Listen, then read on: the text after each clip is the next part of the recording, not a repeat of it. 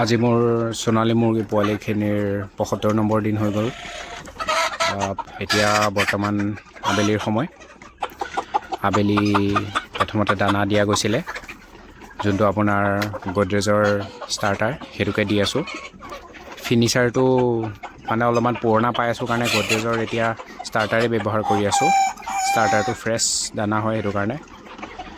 যদি ফিনিচাৰটো এতিয়া ব্যৱহাৰ কৰিব লাগিছিল, ফিনিচাৰ ভাল দানা পোৱা নাই, অকণ বেছি দিনীয়া পাই আছোঁ, সেইকাৰণে ব্যৱহাৰ কৰা নাই বৰ্তমানলৈকে। আৰু দানা বৰ্তমান খাই শেষেই কৰিলেগৈ, লাষ্টত গুড়াবোৰ আছেগৈ।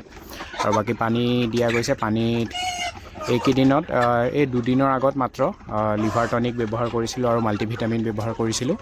বেলেগ কোনো ধৰণৰ মেডিচিন দিয়া নাই, খালি পৰ্দাখিনি ঠিক সময়ত উঠোৱা আৰু নমোৱা কৰা যায়।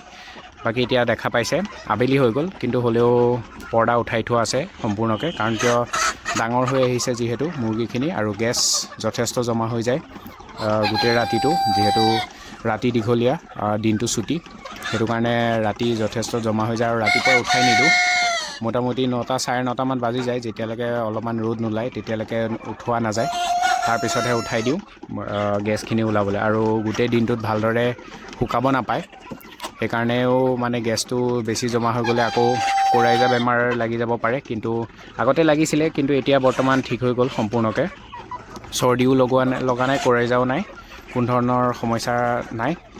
মুৰ্গীখিনি বৰ্তমান সম্পূৰ্ণ সুস্থ হৈ আছে, আৰু বৰ্তমান আজি ৭৫ দিন হৈ গ'ল যিহেতুকে, আৰু মোটামুটি 15 দিনমানৰ পাছত বেপাৰীক খবৰ দিব পাৰি আৰু যে মুৰ্গীখিনি ৰেডি হৈ গ'ল বুলি। তাৰপিছত লাহেকৈ মোটামুটি 95 দিনৰ পৰা যদি বেপাৰী ভাল দাম দিয়ে, তেন্তে হ'লে দিব পৰা যায়। আৰু আজিৰ ভিডিঅ'টো ইমানখিনিতে সামৰণি মাৰিছোঁ। ধন্যবাদ।